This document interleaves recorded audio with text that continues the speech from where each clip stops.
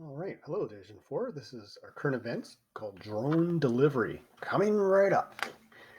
What's that buzzing sound? It sounds like a swarm of bees. It's getting closer. Aha! It's a drone coming in from a landing.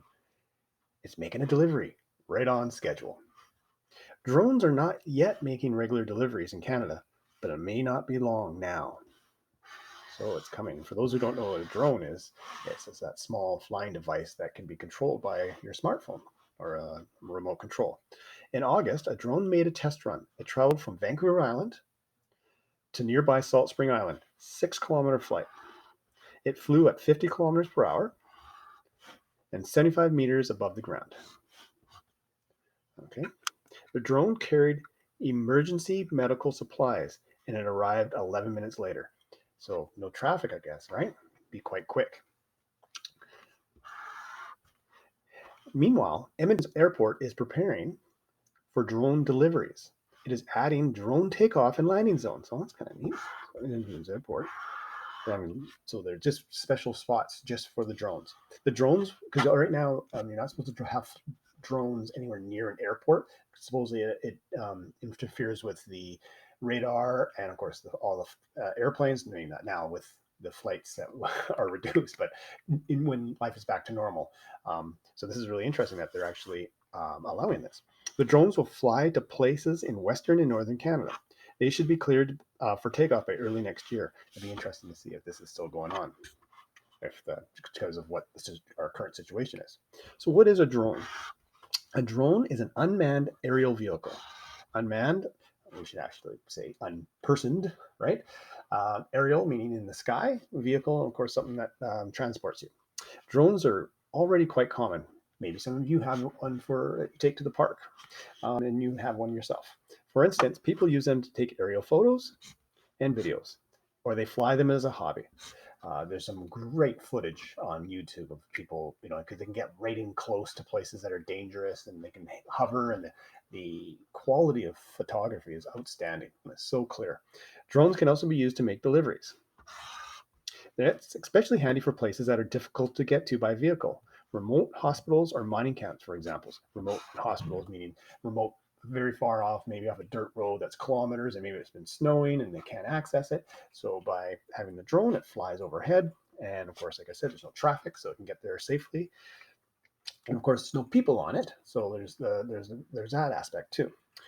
Drones can be small or large. Small ones can carry up to 5 kilograms of cargo.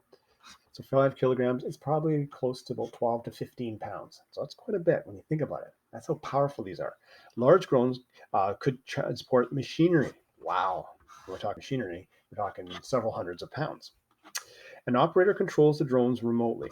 And that's the key right there, right? So remotely means like a remote control of your TV, like it's somewhere not there. You're somewhere else.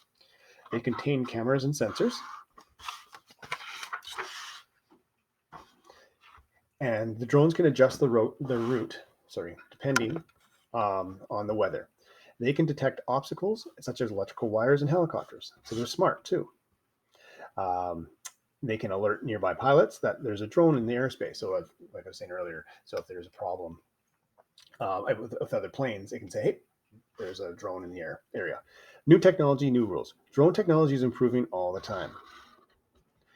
Companies are eager to start using them for deliveries. Lennon Drugs, this is a local store for us, wants to deliver prescription medicine by drone. So there you go. There's one that wants to do that.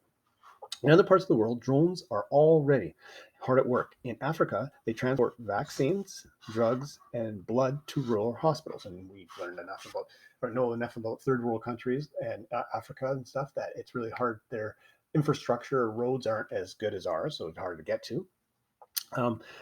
In Iceland, they deliver takeout food. Oh, to places that are hard to get to by car. Can't go wrong with that one. So what's up? What's the hold up in Canada? Government regulators. They need to be sure drones are safe, and that's typical Canada, right? We always want to make sure things are safe, and that we take all precautions. They don't want the machines falling out of the sky. That's pretty good. They don't want collisions with other aircraft. Well, you know what? I'm not going to argue with any of that. Current regulations say that a drone must be within sight of its operator at all times. Okay, so there you go. So if you're, flying your drone and you're sailing at 5 kilometers away, you're not seeing it anymore. So there's the problem there. Um, that's the current regulations. That's not possible for drone delivery. So regulators need to figure out new rules. So that's why it takes time. Experts say we also need an air traffic control system for drones. So where we have people keeping eyes, like planes coming and going all the time. Now they want a separate one just for drones. It would alert drones to other drones flying nearby, and of course, a lot of them are smart anyways, and they'd be able to go off course, so they don't collide with one another. They might need to adjust their flight paths to avoid collisions. There you go. The more drones there are in the area, the more important that'll be, and that's just common sense, right? We're not going to be a lot more air traffic. So Canada's not quite ready for drone deliveries. It's probably coming though. Someday your package might not be delivered to your door by a delivery truck. It might be delivered by a drone. And so it says here, for what reasons are you in favor of drone deliveries? For what reasons are you against them? Because there's always, there's always pluses and minuses and pros and cons. Edmonton Airport is patrolled by robirds. Robirds are drones painted to look like falcons with flapping wings. They scare other birds away from. Oh, that's kind of neat. There, because birds can get in the way of airplanes and get caught in their machinery, and of course that's not good. So they scare it away rather than taking care of the birds in other ways. It's more humane, if you will. And our Fido there likes that. Interesting. It could be your McDonald's coming down here. So what you're going to do here, very straightforward. What is the best? Oops. Sorry if there's parts of that you didn't see. I can always go back. What is the best answer? So some of them are going to be similar, but we want the best answer. What is a drone? Is an airplane, delivery truck, an unmanned aerial vehicle, or an unmanned terrestrial vehicle? So there's only the 5 questions there. And then on this one, it's a drone delivery coming right up. Connect the words with the definitions. So relating to the countryside. And so you've got all these words here. So the one they've done. So an object that is in the way, an obstacle. Of course, they've got this fancy arrow. You can just do a straight line if you wish, with a ruler, of course. Now use 3 of these words in your own sentence. So if you're going to use the word collision, you would write something that defines it as you write it. So there was a collision between 2 vehicles at the intersection, and one of the cars was severely damaged. So if that's my sentence, and then of course I would underline the word collision in it, and I would make sure I have capitals and punctuation, and my spelling is correct.